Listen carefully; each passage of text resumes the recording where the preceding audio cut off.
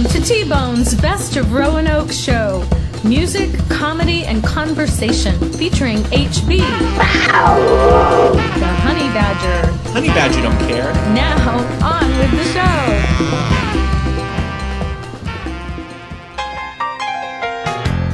Take me out to the ball game.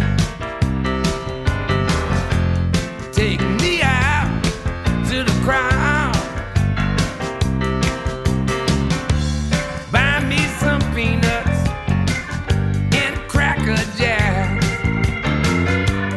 I don't care if I never get back. 'Cause there's a root for the home team. And if they don't win, it's a shame. 'Cause there's a 1, 2, or 3 strikes to out at the old ball game. Yeah.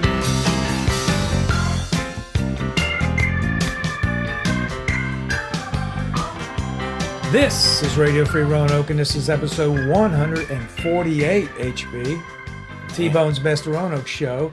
He's Jim Sargent, local author and educator, and he also has interviewed over 200 pro athletes. Jim, good afternoon. We want to talk sports, my friend.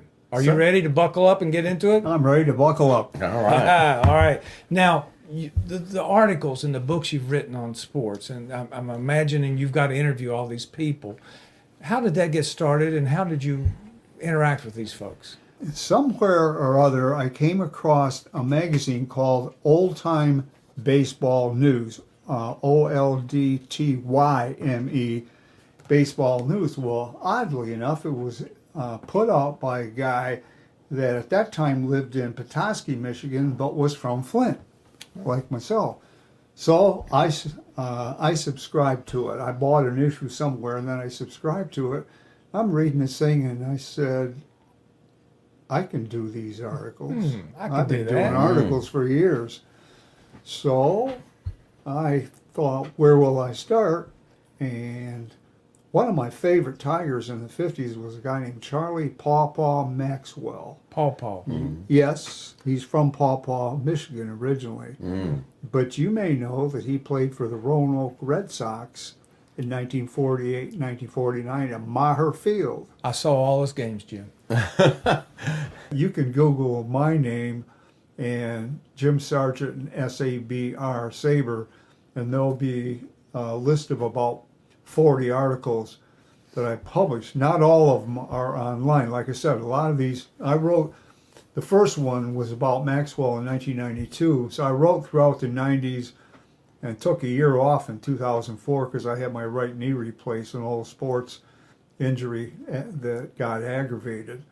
So after that, I came back and I was doing some more, particularly football and the All-American Girls, and I decided to do the books. My friend and I, as I told you, talked to Gene Fout. We wanted to learn more about the Girls All-American League because, I mean, it's been kind of neglected historically. Now, the Girls All-America League, let's work on that a little bit. Okay. Is that similar to the movie A League of Their Own with Tom Hanks and Rosie O'Donnell? Well, the movie's based on the real girls, 2 or 3 of whom I've talked to that appear in one scene where there's some older women that are pitching and catching. Yeah. And they were players.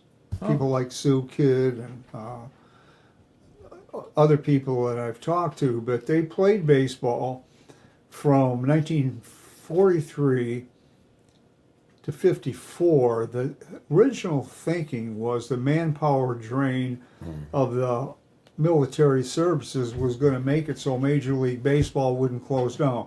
Well, you and I know that what happened was guys that probably wouldn't have made the majors fill rosters in 44 and particularly in 1945. It's not that they weren't good, but they weren't Ted Williams, Joe DiMaggio's, that sort of thing. Yeah, because World War II was going on. Exactly. So Originally, the women played a version of baseball that looked like softball because they pitched underhand for the first 3 years. And then, but they were using baseball rules. You could lead off and steal. The pitcher's mound was gradually lengthened as they gradually made the base pass longer. Till 54, they had a full-size major league, baseball diamond, 90-foot base pass and 60 foot 6 inches to the mound. So the game evolved over the years. Till 46, they started allowing sidearm pitching. 47, they allowed sidearm and overhand. And 48, or sidearm and underhand, excuse me. And 48, they went to full overhand pitching. Wow. Well, Jean Fout was that was kind of her ball game, overhand pitch, and she was just absolutely an exceptionally talented woman. She played all the games. She played. There was one season when she won the league MVP title twice, and another girl I've talked to, Dora Sams, won it twice. But Jean would play third base or the outfield or pitch. In I have a poster of her in 1952 showing that her record was 20-2. Gosh, That's Her not bad. earned run average never exceeded 2. I mean, she had every break and pitch there was. And every now and then there would be some guys at the ballpark, like umpires or coaches of the other team, and saying, she can't be that good. So they get up there and hit against her. Most of them struck out because she had every twist and she had every drop, sink, curve, dip, and she, disguised the pitches well, changed speeds, all the things that really good pitchers. I mean, she wasn't throwing 90 miles an hour. You don't have to throw 90 miles an hour to get batters out. You just have to pitch it where they ain't. Was it Willie Keeler? I guess he said hit it where they ain't. You've got to come through with a breaking ball that they can't get very good wood on. Find a spot that they're weak. So were these teams playing like in big cities? Or They played in major fields? local ballparks that were, the ballparks were already there. Mostly they had been used for amateur purposes. See, there were dozens and dozens of fast pitch softball leagues in the 30s. Probably the biggest sport in the 30s was fast pitch softball in America, women and men. Okay. You might not know this. I didn't know that. So, see, there were all kinds of women that could play fast pitch softball. The question is, could you lengthen the bases, hit a smaller ball, a softball? What is it, like? It's 11.5 inches in diameter or something like that. Baseball's 9 1/4. Softball might be 12. Now that I've said it, you guys have probably played softball. It's a considerable difference hitting a softball and a baseball. The baseball will go further. Right. But in any event, there were plenty of talent to pick from, but it was a man's game. And so what they came up with the idea was they would play ball in skirts, even though they're playing a version of baseball in sliding in skirts. I can't even imagine. Well, that's the first thing that came to my mind. Yeah. My wife used to ask women personal questions about playing, and I would ask them baseball questions. Betty usually came to me whenever I interviewed somebody who played in the All-American League. Most of them were single, and first you got to trust somebody before you sit down and talk to them. Well, having her present and being a friend, friendly and outgoing like she is, the interviews went much better. Right. I can understand that. Yeah. Yeah. So they wore skirts, Jim, and then, but otherwise the rules and everything else was pretty much the same. And was this popular? Yeah. Quite popular through the war years, and it peaked around, I think the peak came somewhere in the 1949 season.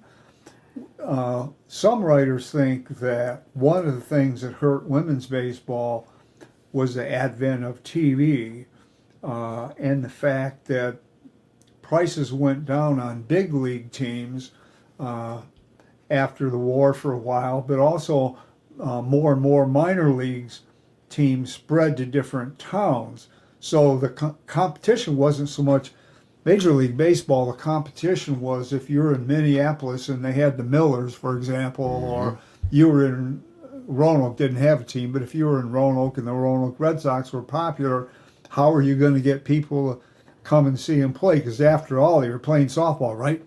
Yeah. Well, this is the attitude. See, this is the attitude. They're not really playing baseball. Most people that went to see a women's game became fans.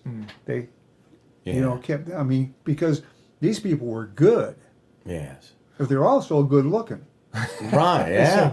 No, you're laughing, but see, the people that founded the league realized that if you're going to see women's baseball, most fans wanted to see women in skirts, dresses they wore, not skirts. I say skirts, but it was a one-piece tunic kind of thing that were nice looking and had good baseball skills. And believe it or not, they found them. Yeah.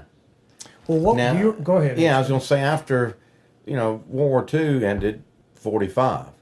So I was thinking the Women's League, it still was successful much past that. Yeah, I said 49. It might have been 48 when they peaked. The total attendance was never... like you didn't get, you might get 3,000-4,000 at a game, maybe 5,000 at a huge game type thing. Whereas in the majors, if you don't get 30-some thousand, you're probably going to lose money. But the total attendance of the league never surpassed 1 million in my memory. But then, as I said, minor league men's baseball became more popular, and then baseball itself got on television, game of the week, and people started, instead of going out and going to things, more and more people were doing do-it-yourself games like badminton, and of course a lot of guys grow up playing baseball and girls grow up playing baseball and various other sports. We know that today, but as I say, some writers seem to think the rise of television hurt the popularity of the women's games. They went out of business after 1954 because most of the teams were just losing money. Yeah. 2 questions, Jim, on that. Do you remember any of the names of the girls' teams? Well, the Rockford Peaches are probably the most famous one. The Rockford Peaches and the South Bend Blue Sox both played from 43 to 54. And you'll notice in the movie A League of Their Own, it's the Rockford Peaches. South Bend was there with them and actually was a better team most of those years. But they aren't mentioned in the movie, and the popularity was there. And Rockford drew well. That's why they were able to play so long. Peoria Red Wings was another team. There were a couple teams in Chicago. There was the Kenosha Comets, the Racine Bells, 2 teams in Wisconsin. At first it was the South Bend Blue Sox, the Racine Bells, the Kenosha Comets, and the Rockford Peaches. There were like 4 teams. There was a team in Minneapolis for a while. Seemed like they called them one season. They called them the Millerettes. There were some teams in Michigan like the Grand Rapids Chicks. They all had names of that nature. Blue Sox is sort of kind of a takeoff on the White Sox, Yes. And gosh, South Bend's I've been there. It's not a real big area, so I guess for them to have a team, as far as attendance and all. Yeah, they only needed probably 12,000 a year to make it a go. Okay, yeah. And then my second question, Jim, on that is, have you ever been to Cooperstown, the Hall of Fame? Oh, yes. All right. Do they have anything there in the Hall of Fame to represent that era? They do now. They do now? I bet they... The women that you talk to are quite proud of that. I'm not sure when the Hall of Fame exhibit opened on women's baseball. It seems like to me it was sometime in the 90s that it opened. Now I'd have to look. I really don't know, but now they have an entire exhibit on women's baseball, and it's this league, which technically is the All-American Girls Professional Baseball League, commonly called the All-American Girls or the All-Americans. I have a book called We Were the All-Americans, in which I interviewed 42 former players. There are only one or two of those that are still living. And some of the interviews went back into the 90s, like Gene Fout and Betsy Jochum. Some of them were less obscure people, and it was in either the later 1890s or when I was writing the book, I contacted some because I wanted to make sure I had some players on each team. So that's. Is that book available? It sounds like that, you know, it captured a moment in time that's gone now, but is that book still available if people Oh yeah, want to? it sells. I think several copies sell every year. I only know a certain amount of royalties come in. Well, it's McFarland Incorporated, McFarland Publishing Incorporated, which is in North Carolina, and they put out that one. And they also do my book on the Tigers and Yankees. 61. In 61, yeah. The Pennant Chase. And they did the South Bend Blue Sox as well. All right. McFarland does a lot of publishing of what you might call niche subjects. They've probably got the best books on the Girls All-American League. Excellent. Let's Some shift. of the best books on baseball, period. Yeah. Well, let's shift over. You growing up, your favorite player was Al Kaline. You've interviewed over 200 pro athletes. Give me a pro football player you interviewed. I've got one in mind that you could tell us about. Frank Veracchione was an offensive tackle that came out of William and Mary. Oh, okay. Well, he was traded to the Rams in 1961, and in 1961, lo and behold, the Rams got Merlin Olsen. Merlin was unmarried. Veracchione must have started as a rookie around 1953 or 54, but he was quite good, an offensive tackle. Merlin's a defensive player. Merlin didn't have a place to live, so Frank Veracchione and his wife took him in, and he stayed with them during the first Rams season. You know, they had a house out there. They had a house that they had in L.A. during the season, and Merlin stayed with them. So I didn't know this when I interviewed him, but you know, as I told you, my approach would be to talk to 2 or 3 players to get comments. So I said, "Well, who can I talk to who knows you?" And Veracchione said, "Well, you can talk to Merlin Olsen. We're best friends." I said, "I can't just talk to Merlin Olsen. The Merlin Olsens of the world. You don't call up and say, 'Hi, Merlin. I'm Jim Sargent.'" Yeah. Click. And for those who don't know Merlin Olsen, he's in the Pro Football Hall of Fame, a wonderful defensive tackle for the Los Angeles Rams. From 61, he played was 16 seasons, and he made 15 Pro Bowls. Right. This is, I mean, he was anchor of that famous fearsome foursome that the Rams had in the 60s.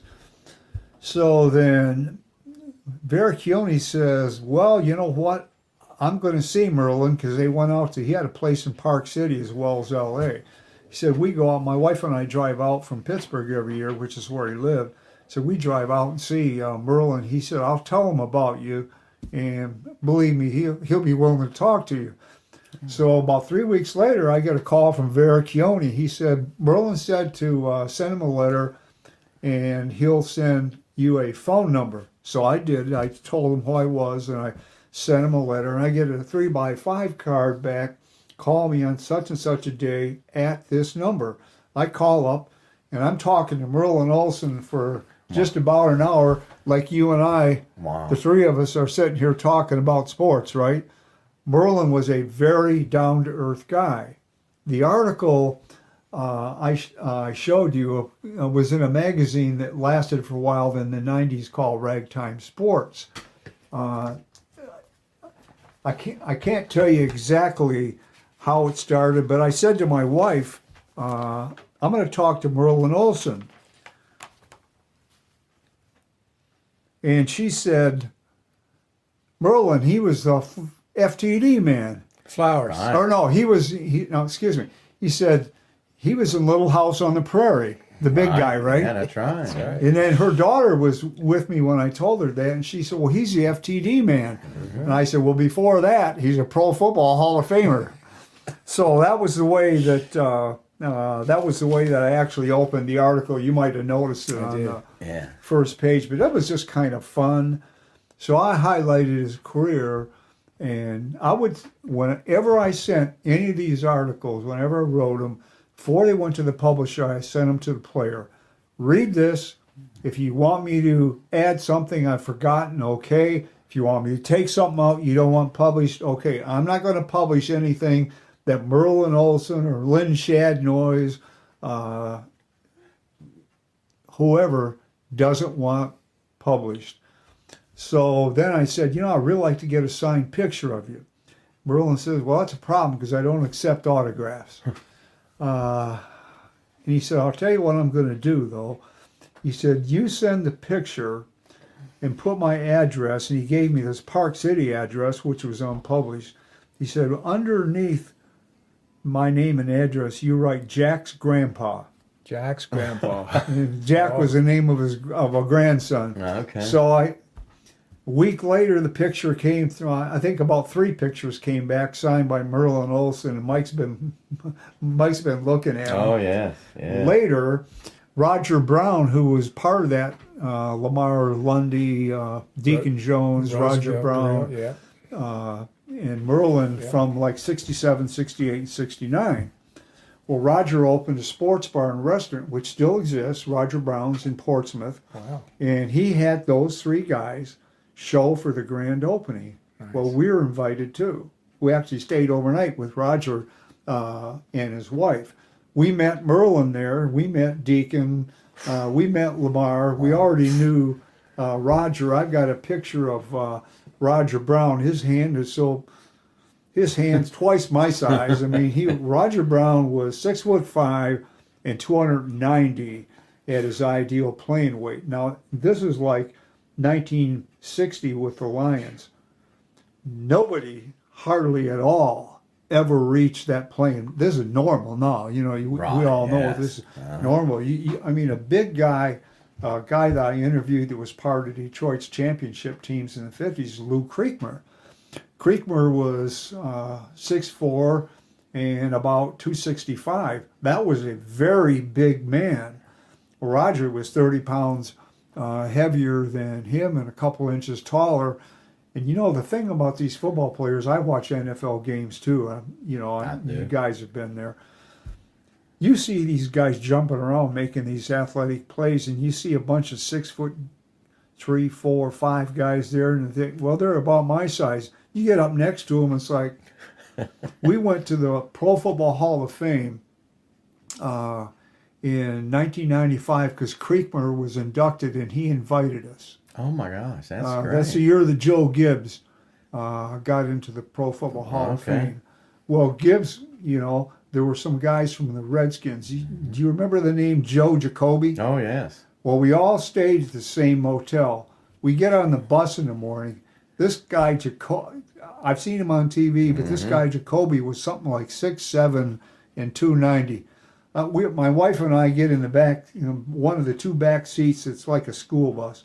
On the way to the Hall of Fame from the motel, and this big guy comes along, this big hulking guy that's got his head down here because it's too high. His wife's about 6'3". She sits down. He sits next to me. He's got this lantern jaw. He's got this blonde crew cut. He's got shoulders so big he can't even hardly fit in the seat. And I said, "You're Jacoby, aren't you?" He said, "Yeah."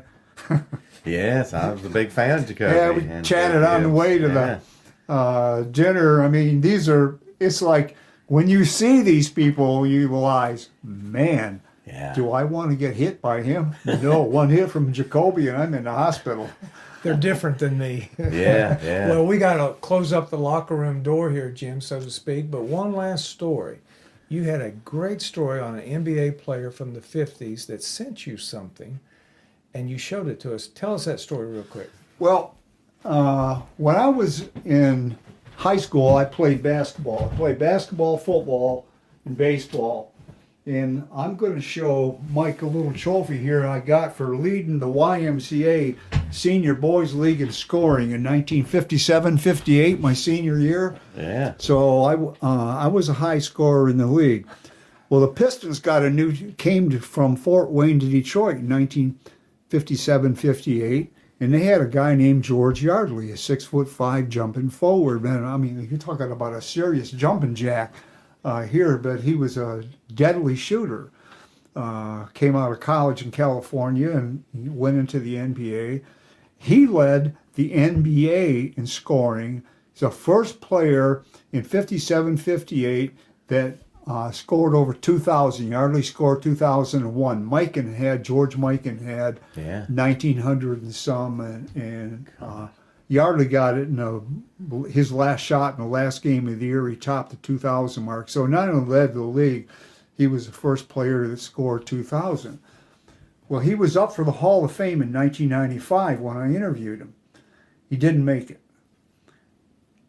I published the article in Sports Collectors Digest, and a writer from Baltimore, Seymour Smith, used to compile files for the old timers. You know, every year they used to put like one old timer in, not the current players, writers know. And he added my article to George Yardley's file. Yardley made it in 1996. The basketball that I showed you here, he sent to me, it says, "To Jim, without whom I would not be in the Hall of Fame, George Yardley." Very cool. Wow. Yeah. What a way to end it. Wow. Well, you've done so much, Jim, and you're still going strong. So thank you for bringing all these memories back for me and Mike. Yes. What a fun time. Thank you so much. Thank you, Jim. Well, I really appreciate the opportunity to talk to you fellas. It's been a lot of fun. It has. you, Jim. We'll do it again in the future. I can't wait to see the article. All right, brother. All right. Good night.